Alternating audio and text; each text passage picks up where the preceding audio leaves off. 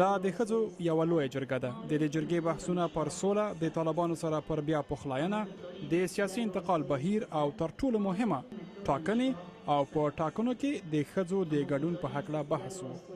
د 2009 میلادي کال په ټاکنو کې څه د پاسه 1 میلیون ښځو ګډون درلود او د افغانستان په څیر په یوه سنتي هیواد کې خورا لوی شمیر ګڼل کېدو او تمه کېږي چې دا شمیر د سږ کال په ټاکنو کې له دې هم زیات وي. اول نصف از جامعه هست. ښځې د ټولنې نیمایي نفوس جوړوي. که چیرې نیمایي نفوس رایه ورنکړي، ټاکنې تر پوښتنې لاندې راځي. په همدې دلیل د ښځو رایه ډېر ارزښت لري. د دې غونډې بله ګډونواله د جمهوري ریاست د مرستیالې په توګه کاندیده حبیبه سرابي ده. هغه په یوه سنتي ټولنه کې چې ښځې اوس هم باید خپل دودیز نورمونه په پام کې ولري، پر مهمو ستونزو رڼا اچوي. د ښځو د حقونو څخه باید غلطه ګټه پورته نشي، ترڅو هغوی له خپل حق څخه ګټه واخلي او خپلې رایه په خپله وکاروي. دا د ښځو لپاره ډیره مهمه ده.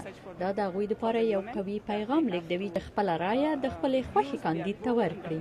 افغان ښځو ته د هیواد په اساسي قانون کې چې د طالبانو د رژیم له نسکورېدو وروسته جوړ شوی د رای ورکونې حق ورکړل شوی دی، خو په تیرو ټاکنو کې د هغوی ګډون د امنیتي اندېښنو په وجه ټاکنی شوی و.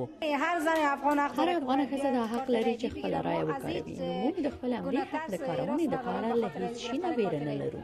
بله ستونزه د ټاکنو په اړه ښځو ته د هغه موقتي کمپونو لخوا د پوهاوی کموالی دی چې بې ځایه شوو ښځو ته جوړ شوي دي.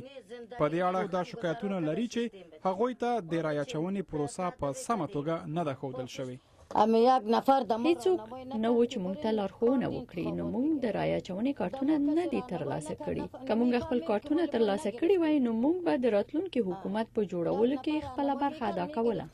د اپریل د 15 نیټې ټاکنې به د جمهور رئیس حامد کرزي چې د اساسي قانون پر اساس د دریم ځل لپاره ځان نشي کاندیدولی ځای ناستی وټاکي. سید عزیز رحمان، د امریکا غږ، واشنگټن.